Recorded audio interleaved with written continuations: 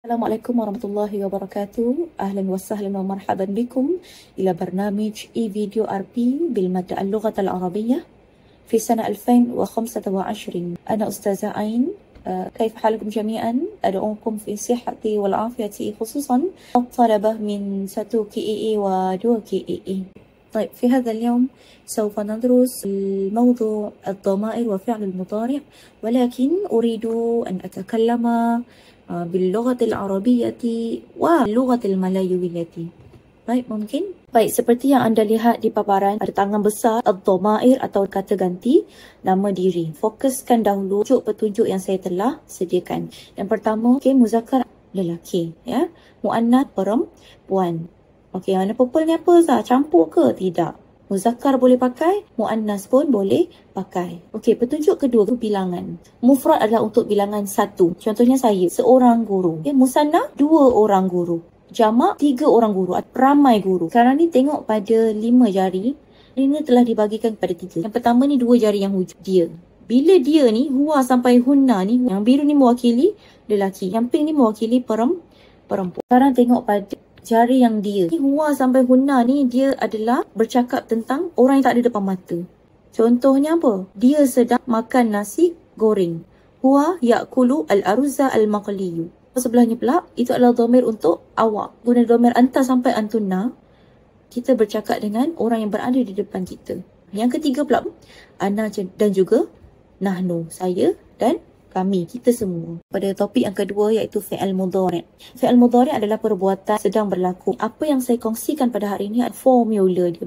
Kata ganti diri dia. Huma hum, hiya huma hunna. Fi'al mudhari', penambahan dhamir adalah pada hadapan dan juga belakang.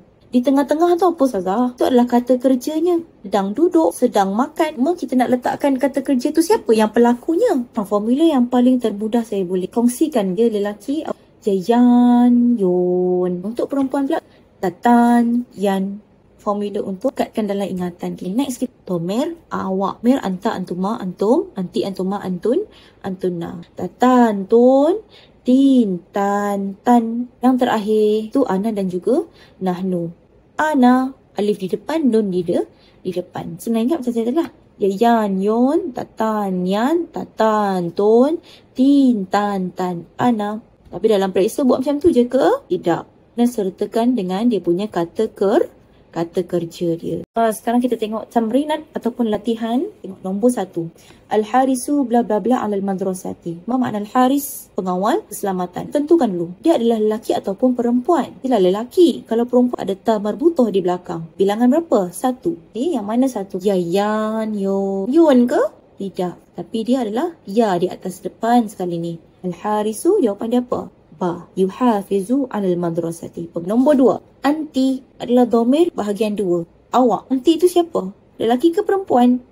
Perempuan. Bilangan berapa? Mufrad. Bilangan 1. Tengok balik formula kita. Tan, tun, tin, tan, tan. Jadi, tin. Jadi, penambahan huruf kat situ apa? Ta, ya, nun. Yang mana jawapan yang paling tepat? Jim. Tashrobina, anti tashrobina al-asir. Okey, sekian itu sahaja daripada saya. Mudah-mudahan apa yang saya kongsikan pada hari ini awak dapat aplikasikan dalam pembelajaran, dalam pengajaran kepada kawan-kawan yang lain. Rasa kurang tak puas, rasa nak tahu lagi, kita tunggu dalam kelas yang seterusnya. Itu sahaja daripada saya. Assalamualaikum warahmatullahi wabarakatuh. Ma'assalamah, ila liqa.